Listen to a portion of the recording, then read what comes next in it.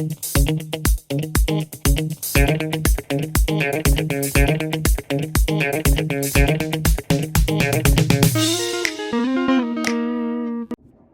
there, it's me again. So you all probably recognize the plant that's behind me, right? So the question today is, what will happen if I touch it? Although that one is too easy, right? So let's look at another question that might be a little bit more interesting.